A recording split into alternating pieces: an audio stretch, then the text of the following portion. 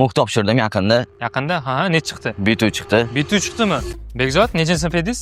10-sinfman. 10-sinf. Maqsadlar qanaqa? Уже 2 yil qolibdi. Maqsadlar arab tili ustoz bo'lish. Nega aynan arab tili? Ustozlardan tavsiya olganman, arab tiliga yaxshi bilar ekansan, qiziqar ekansan deb shu sohani tavsiya qilishgan. Uydagilar ham ish qiladi. Uydagilar farmatsevt. Sizni menga shu farmatsevt bo'ladi deyishdi. Yo'q, o'zim qiziqishim bor. Nimalar qildingiz? Arab tili bo'yicha. Sertifikat oldingizmi? Yo'q, MOOC topshirdim yaqinda. Yaqinda? Ha, ne chiqdi? B2 chiqdi. Endi nima qilmoqchisiz? Qaysi universitetga? Sharqshunoslik. Sharqshunoslikka? Aha. Tayyorlanyapsizmi? Ha, tayyorlayapmiz. Aha, nimalar qilyapsiz? Arab tilini o'qiyapmiz, tarixda o'qiyapmiz.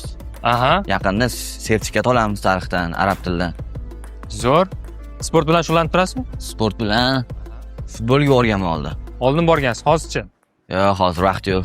Sportga ham vaqt ajrating. Sizni yoshingizda sport bilan shug'ullanish eng muhim narsa. O'g'il bola uchun sport, ayniqsa jismoniy sport, aqliy emas, ayniqsa jismoniy sport eng muhimlardan bittasi. Shaxmatni ham doimiy o'ynab yurishingiz kerak. U aqlni chaqlaydi, bilasizmi? Bundan tashqari strategik fikrlashga yordam beradi. Qaror qabul qilishingizni tezlashtiradi. Shaxmatda ham foydasi ko'p. Ham stol tennisda ham foydasi ko'p. Har kuni chiqasizmi? Ha, Endi nimalarga qiziqasiz? shaxmat, futbol, arab tili, matematika, SAT. SAT topshirib ko'rdingizmi? Yo'q, endi topshiraman. Endi topshirasiz?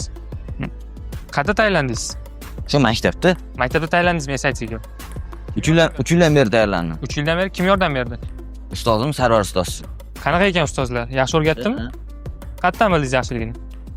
Hamma narsani yaxshi tushuntiradilar, hamma alohida shug'ullanadilar. Aha. Hammani xarakteriga mos xarakter ko'rsatadilar.